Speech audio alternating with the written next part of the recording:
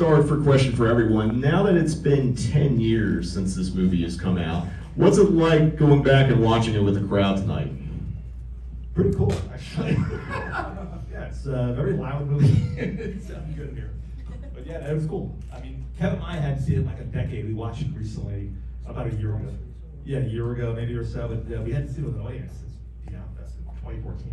So, been a while. Yeah, I mean, I hadn't seen it in like 10 years until recently, but recently was at home. And like Jim says before every Beyond Fest, the best way to see a movie. Beyond Fest? Where the fuck do you think you are tonight? Sorry, it's Cinematic Void, Jim. There, thank you. It was that fireball shot Philly Union. Yeah, no, like Jim always says, the best way to see a movie is in a theater on the big screen with an audience. So like, I wasn't seeing here, it was better than the time when I watched it at home. You know, just sitting there nitpicking everything. We still did some nitpicking. Yeah. I changed that. Little things, yeah. It's been about that amount of time. I think the last time I watched it was with you guys. Yeah, I mean, it's great. It's so great to see it with an audience. It's really, I don't know, it's really cool. Thanks, guys. Yeah, I'm just excited to see a movie about producers. Not being one anymore. Yeah, well, Now you know. You were one at the time, and now you're a director. The entire time he was like, Kevin, is this really what you guys think of producers? We're like, you'll know one day. No, we can. Now, I guess to kind of go back, what was the genesis of this movie for you and Kevin Dennis? It was interesting. We had made a feature film a long time ago, in like 2004. And it was like shortly after like we graduated film school, and we were like, we're going right to features, we'd done some shorts and like film school and stuff, but we were like, we're gonna fund our own feature. This is like before Kickstarter. We like sold T-shirts and did a whole drive and like raised some money, and it was not a great experience. Like it was fun making it, but then like we were like, oh, it kind of sucks, and like it kind of like there was like a 2-year period of like recutting and retooling the film, and we were just like, you know what, let's just let's take a break, and then we. Strangely, then we started making short films, kind of figuring out kind of what our vision was. And so by the time I was living in LA and Kevin was still in New York, we're both from New York originally, we had done a bunch of short films where, we always worked together. So if Kevin was doing something, I'd fly back to New York and I'd produce it or co-direct it, or he'd fly to LA. We were just staying really, really busy and just making things out of our own pocket. And so when we got to Starry Eyes, it actually started as a short film because we were too nervous to tackle another feature. We were like, I don't know any producers in LA. I don't know how to raise money. I had done a Kickstarter for a short film before that. I didn't love the experience. I was like, I don't know how to raise this much money to do a feature. And so Kevin had done a movie that dealt with elements of that were sort of this, and I had done something that had elements of it. We were like, what if we combine them?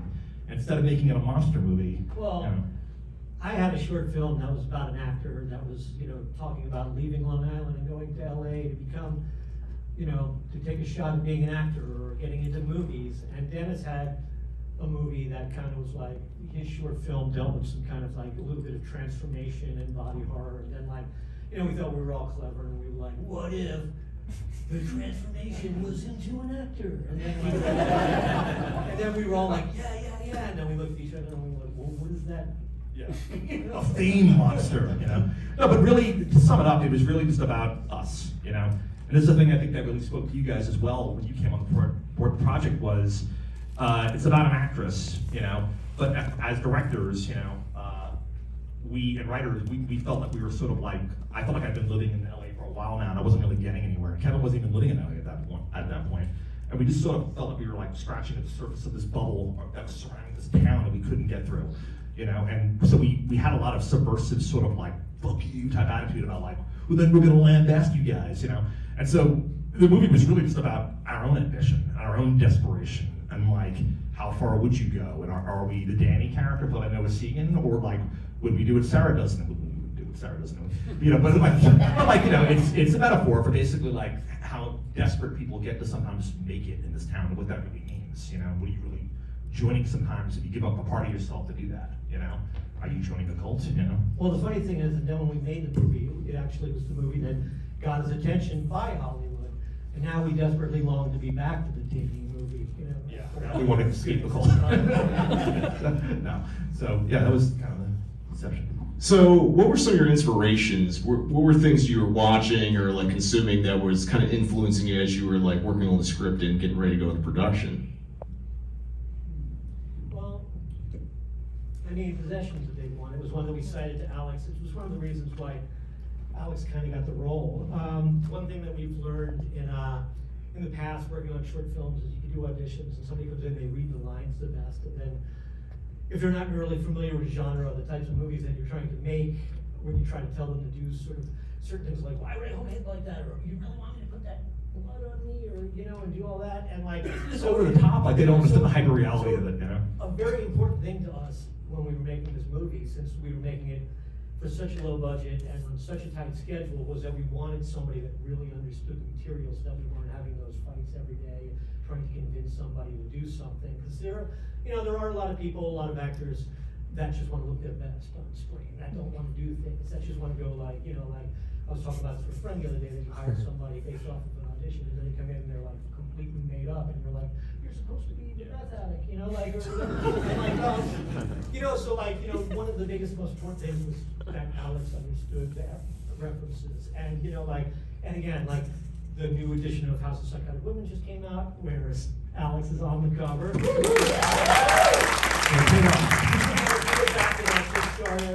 If you look back at our Kickstarter video, we've referenced that book and the movies that were in that book, and Alex knew the book, she knew all the movies in it, and you know, that's why she's here. So, Alex, you mentioned like what drew you to the role of Sarah? Having a job really drew me to the role of Sarah. Fair enough. Yeah. You didn't really see all those references. No, life through my teeth. He's like, House of I watched them all that weekend. No, when I did the first audition, no one had read the script, so it was just these sort of little self-contained things. You know, I did what I could, wasn't my best audition, but they brought me back anyway, which was nice. But for the second one, I did read the script, and then I was like, it just kind of washed over me, like, oh my god, they're looking for the subway scene. I was like, okay, sweet. So when I went in again, I was, you know, very ravenous, I should say, because I love the philosophy of it. Just to clarify, she means the subway scene from Possession. For Not the Possession. subway scene in here. Not this subway scene. I just had to get on that subway. Are you up for it? Yeah. So yeah, and I loved where it was coming from philosophically. I mean, I thought it was, for all of the supernatural elements, it's really one of the most nakedly, universally honest portrayals of what it's like to be an actor. Yeah, sorry. You have to do some pretty extreme things in here, like obviously you have a transformation, you're vomiting bugs and stuff like that. Was there at any point you said, no, I'm not going to do that, or were you just game for all of it? Yeah, I didn't say no once. I actually added a couple things. Thank you very much. Thank you, appreciate that. Yeah, the worm in the mouth was my idea. I'm never doing that again. You were the foolish ones. Oh god, yeah, I thought it was being so hard. I'd be like, yeah, I'll just put one in my mouth. And then I can put it back in and out like 500 times while we get a lot of coverage of that. So I immediately regretted that as soon as there was a living bug in my mouth.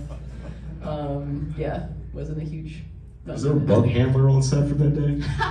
It was somebody from the York department. Me? Yeah, he was from the York department. It was Alex with the bug handler. Yeah, pretty much.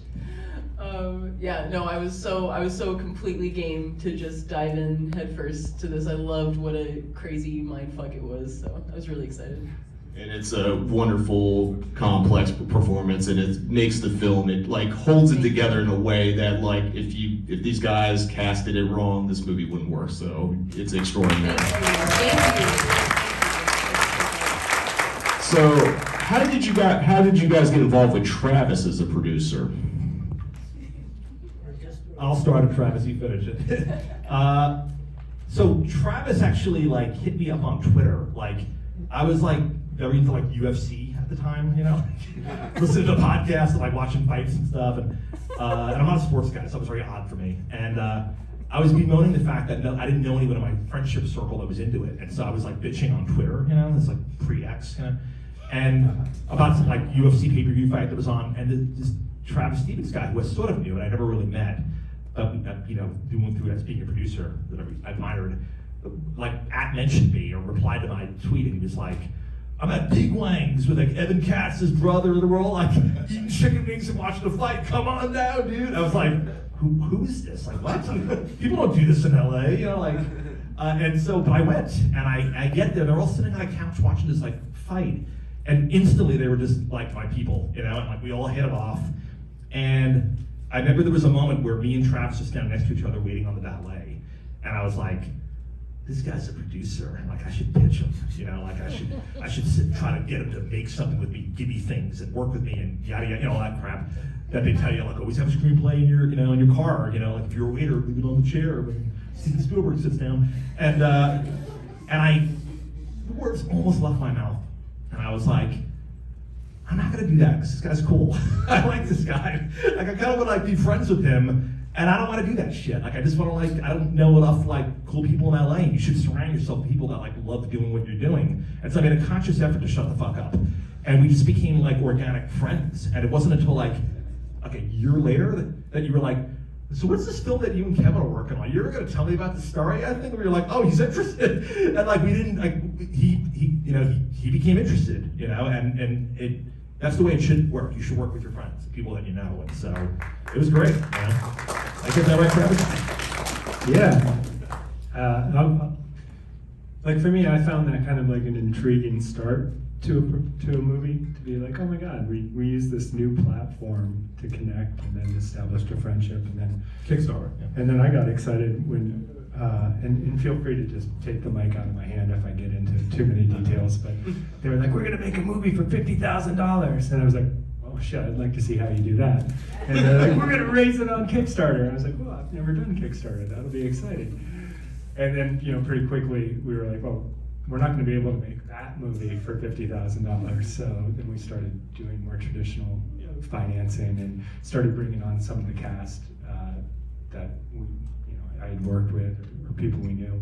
But I mean, beyond just the sort of like ferocious work that I think you guys put into the movie, and you too, Alex, I think one of the things that, you know, it's such a broad sort of parable, and I think one of the things that is really a credit to you guys as storytellers is so many people brought little details that sort of grounded that parable in a sort of a recognizable, authentic reality, whether it's the peer group and the sort of, you know, bullshit that they're doing, or the sort of viciousness and stuff.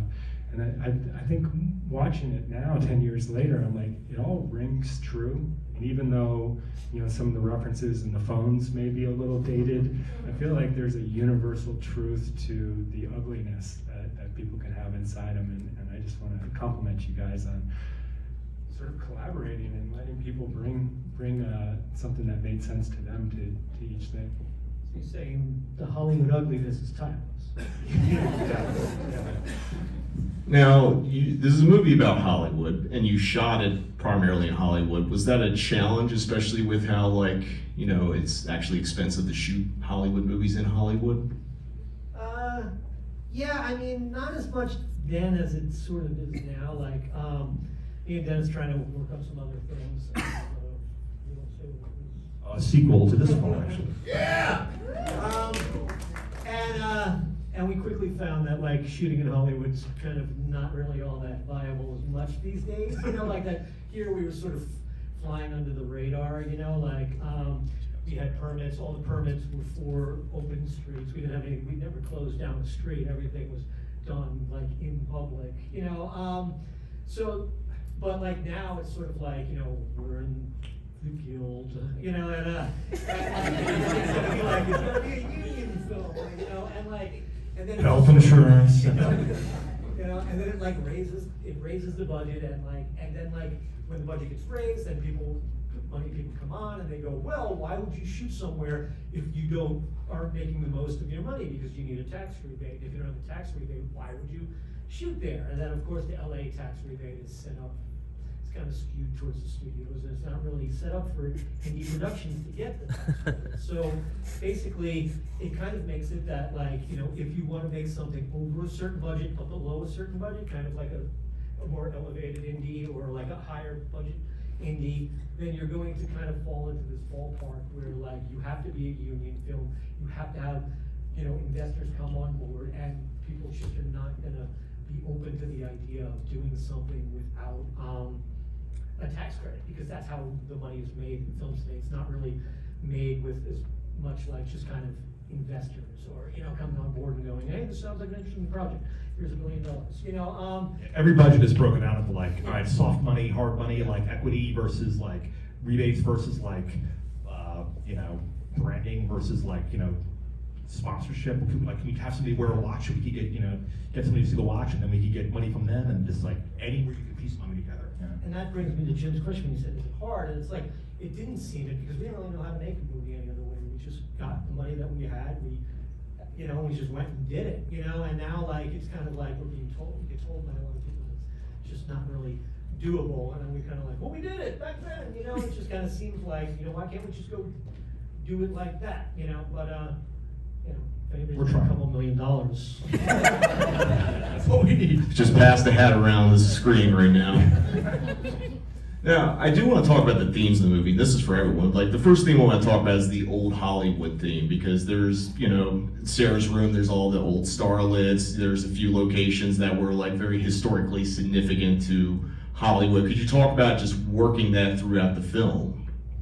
Yeah, it's like the whole Hollywood Babylon, like this of this town, where it has this glitz and glamour to it, but it has a seedy underbelly, you know? Like, there are all these things that kind of like ended up in the movie by accident, like this used to exist thing, you know, the Manson reference.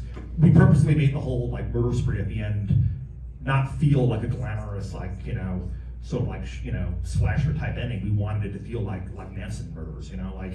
And so we've always just loved that dichotomy of like the golden age and Hollywood and, you know, Hollywood Boulevard and stuff, and Band's Chinese Theater and stuff, mixed with like, you know, the Manson murders and like, you know, Peg and Whistle, and just like desperation and horrible things that have happened here.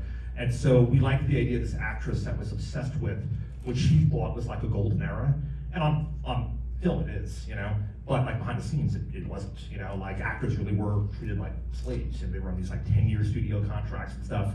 The type of like casting couch bullshit that we show in this film was like rampant back then, you know, Harvey Weinstein times 10, you know. So like it was never great, you know, but she's going in there with these starry eyes, kind of looking at this past, going like, things were better back then, you know, and people today don't get it, and they used to make real movies back then, and she's kind of missing the irony of the whole thing, and then kind of suffering its fate, you know, so. And you can learn more about those locations on the video. Yeah, Kevin and I went and revisited a bunch of Starry Eyes filming locations and nearly died when we went to Radio Hill because it was 110 degrees. We hiked up there with no water like idiots. Yeah, that could be found on the Cinematic Void vlog, not to be on this. Yeah, thank you. Thank you for getting the right series for me, Kevin. But it's kind of the duality of Hollywood. It's like you have the glamour, and then you have all this horrible history going back to, like, you know, Black Dahlia, Peg Whistle, and all that stuff. But you guys mentioned the house massacre, and this is going to be for all of you. Can you talk about how you guys went about doing that, constructing it, and basically fucking up that house? You want to say something? Can we just finally tell people? Yeah. Yes. Go ahead. Yes. Do it, Travis. Sure? Yes. So, I know this was on. we like worked so hard on this movie, and like for like 6 months in Dennis's kitchen with his cat, like editing this movie, and then I think like we were on our 6th and final test screening, and we were like, this is it. And like I think the very last question, or you know, we were like, is there anything else anybody wants to say? And one hand went up, and we're like, yeah. And he's like, I think the last 20 minutes of your movie feels like a different movie. And we were like, what? And they're like, yeah, it does this tonal shift. It's not my original. And we had this original ending where Sarah transforms into this glamorous character and then goes to a loft party downtown with like 100 extras and sound systems blowing up and stunt people being thrown. And yet we didn't have the Nothing budget. blew up. We Well, didn't have- okay. I mean, something got knocked over, like a couple of cups. It was our attempt at like the Carrie prom scene. We were like, we're gonna do it, you know. So we came out of that screening like, after, later than this, and just were looking at each other like, what the fuck? We thought we had pitched a lot. We were like, we have to reshoot the ending. And so, a couple days later, I think Dennis called and was like, I think I have an idea. And this idea of like scaling down and focusing and, like you said, sort of turning it more into the gritty reality. There's more to the sky right here. The exaggerated, okay. And then, Well, it was something we actually discussed in the scripts stage, but we were trying to make a bigger. We thought the ending was bigger, We thought yeah. like, like, hey, like, let's show off all we could do, and then like, turns out we couldn't do. but so that sequence, I mean, we shot it in one night, and I think it was a stripped down crew, and I remember, like, literally, we were all cleaning the blood up at like 5 in the morning.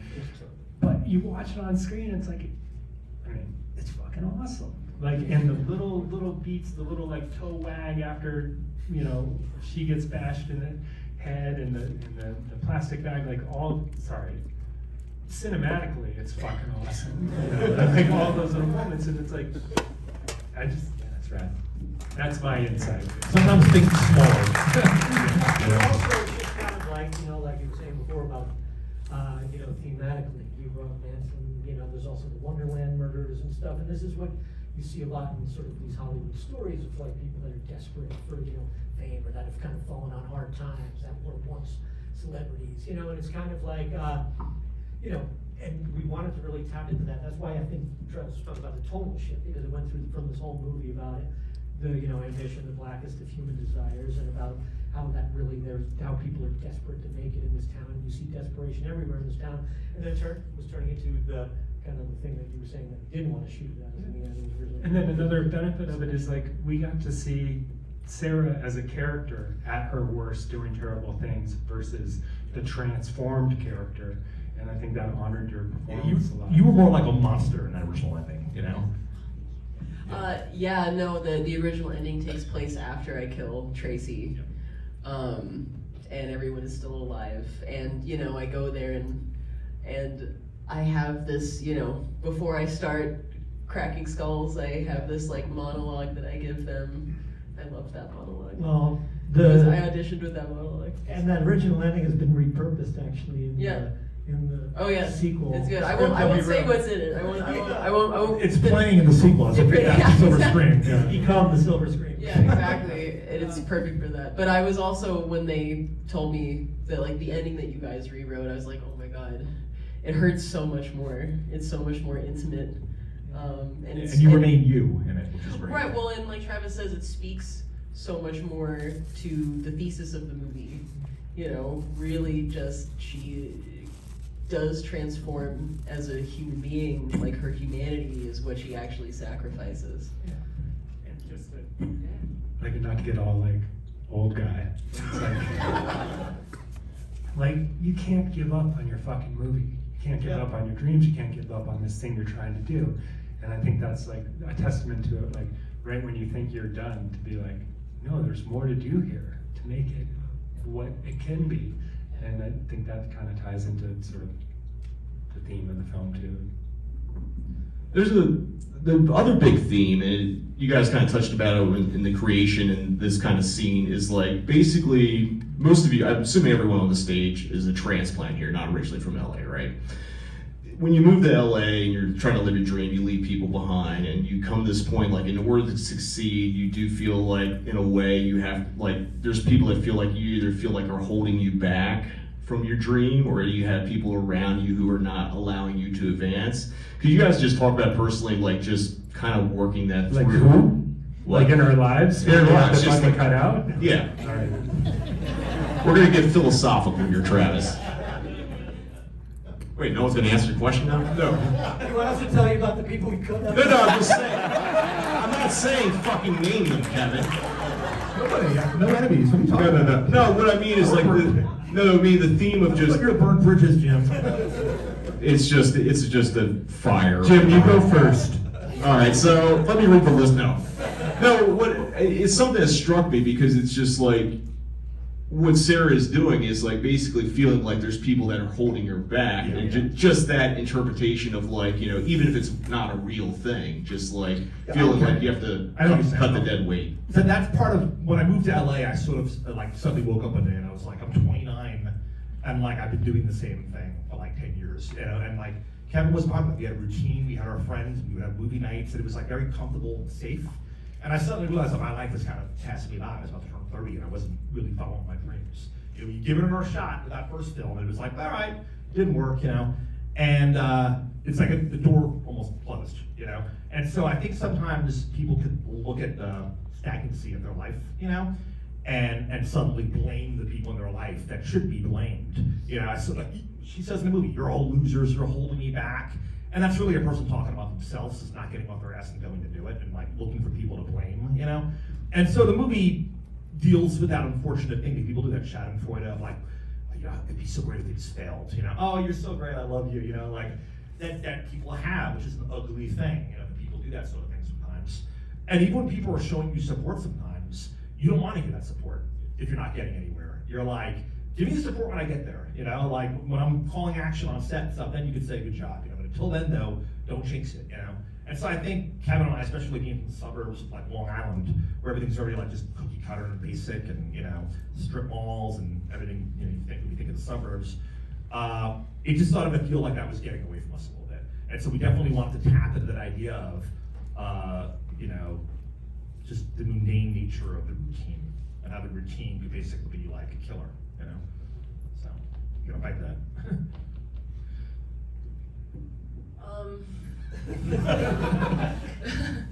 I mean, any career in the arts requires a great amount of sacrifice, especially if you don't come from or with a safety net.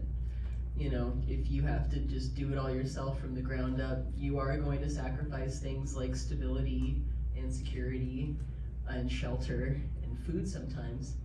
And, then that can kind of snowball into, you have to sacrifice milestones. You have to sacrifice, flying home to see someone for their birthday or their wedding because you can't afford to, because you have to be single-mindedly focused on this. But the one thing that you should not ever sacrifice is people. There's one thing for a person to be a toxic parasite in your life who is trying to, in any regard, not just in acting, but in anything, then you can make the argument for sort of jettisoning them. But this is a very difficult industry, and it is swimming with sharks. And if you have good people in your life, you should keep them close to you as long as you humanly can. And yeah, that's all I have to say about that.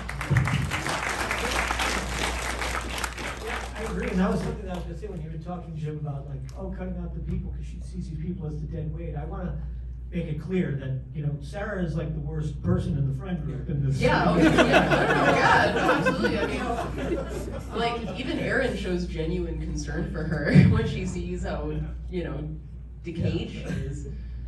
Yeah. All right, so I'll read my Nixon long enemies list here. No, another theme is Strays pictures, and obviously the other unspoken thing that a lot of people believe Hollywood is built on, which is the Illuminati. Could you talk about like kind of working in like the cult aspect of like, because there's a lot of people that you go on Reddit or 4chan or 8chan and that kind of shit and like get down to like everything's run by a cult or Illuminati or P. Diddy or something like that. Yeah, well, I'll say this.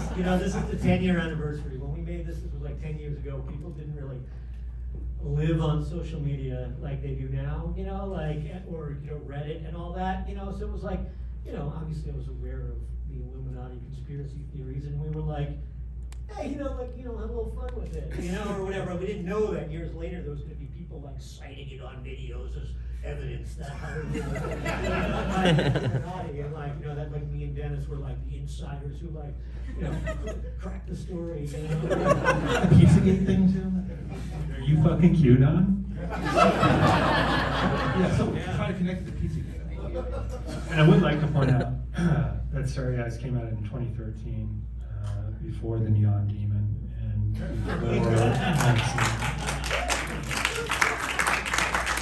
timeline-wise.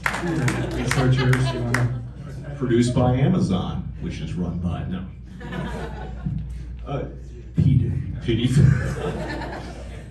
The other thing, because we're kind of going back to old Hollywood, like the place where Straight Pictures was used to be the offices of a very famous person that was involved in Hollywood. You want to talk about who? Howard Hughes. Howard Hughes. Yeah, so a good buddy of ours, Brian Udovich, producer of his own merit, was a big supporter of the film. It was like, if you guys ever need a location, they somehow had like a free office set up at the Howard Hughes building, like off Romaine, just south of Hollywood Boulevard. And we were like, hell yeah, we have to like capitalize on that. And so he gave us like the tour, and like there are basements there that lead to like Temple of Doom type tunnels with like, you know, bootlegging like railroad tracks and stuff. Basically, like during Prohibition, he had a whole underground network going there of like moving like liquor across town and stuff. And you could actually, we actually went in the projector room where Leo in the movie sits with all. Wait, I didn't get to go in Oh there. yeah, that was great. Yeah. In fact, people like You on went set, for rides? It was no, awesome. people on set used to come up to me and they would go like, I went down and I got to see a tour of the basement. And I was always like, why aren't you working? Yeah, and so yeah, so a number of the audition scenes were held there, and then that even doubled for Pat Healy's office, The Manager of Dictators. That was like the back storage room of like my friend's office. Like if you walk through that door, you were in the audition space. So everything was in like one little area right there. Oh yeah, we like the little like kind of like nod in there. Well, one thing I don't remember if it stayed in the location video because me and Jim got like we had the extended cut. I think. Yeah, if we did the whole video, it'd be like 2 hours long. Yeah, but the thing was, it was funny. Like you said, the office right there. You came in. That's where they did the audition. You can see it's just kind of some white walled office, and you know that's what Brian's room beyond there also looked like because it was just a modern office building that's been modernized. But like for the producer, we still wanted to have that old world Hollywood sort of vibe. So we shot his actual office in the office room in the mansion where he lives in the movie. But then we had this extra time on the schedule, and the place where we shot Taters didn't have an office. So we were like, oh, we were looking for a place to shoot Pat Healy's office. So we put that in that's Brian Udovish's office, the other room in the Estrellas building. And the funny thing is, if you see Sarah sitting there on the back whiteboard behind her, it says, "We gotta get out of this place." And that's Brian Udovich's movie that he was producing all the time. And somebody forgot to like wipe the whiteboard. You know? So. Now the real question, since that was Howard Hughes' office, did you find any jars of urine or fingernails laying around? That was Clearly not me because I didn't get the tour. Still bitter about that.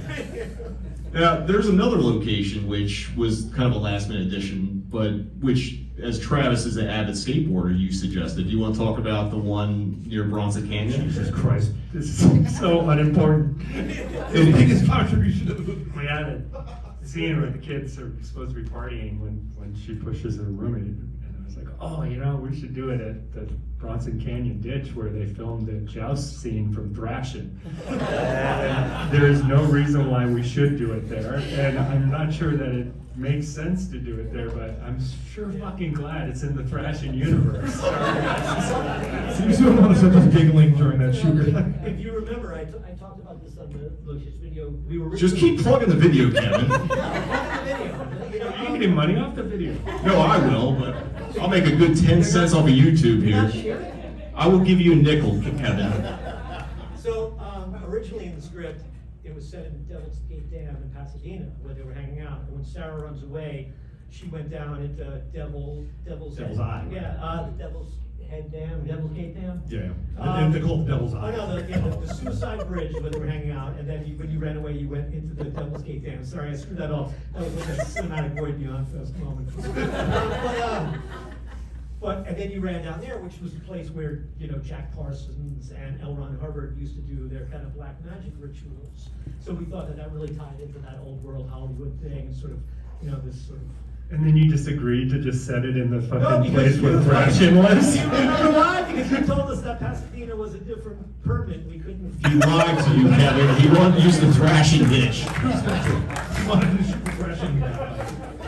All right, I think we're running short on time, so kind of just one last question for all of you. Just reflecting back on all this, how do you feel about this film and kind of its legacy now, 10 years on?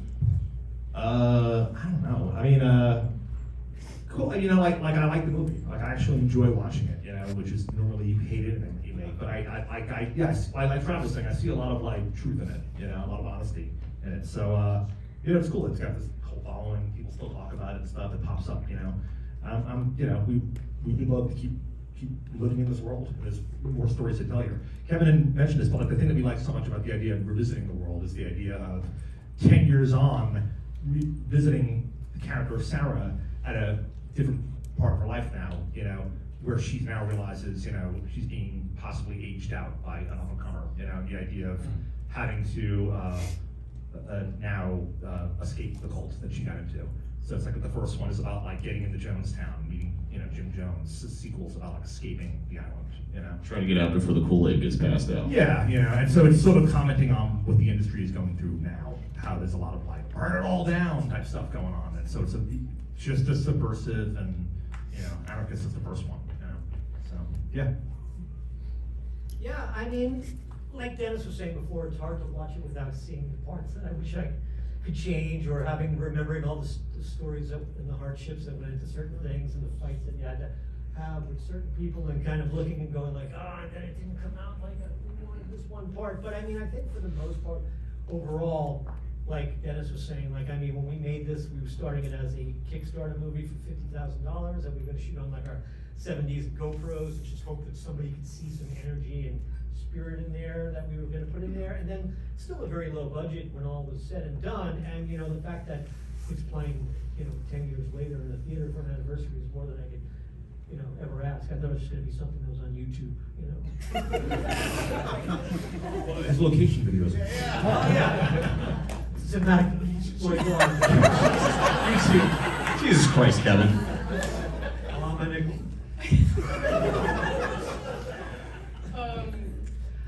Yeah, I mean, I think it serves as a really great cautionary tale, certainly. Not just a cautionary tale against the industry and against Hollywood, but also against, you know, our own more kind of base desires and our ambitions. You know, a cautionary tale against compromising who you are for getting what you want quickly. You know, one thing that really, just watching it after all this time, is, you know, it kind of drives home this idea that it does matter how you get there.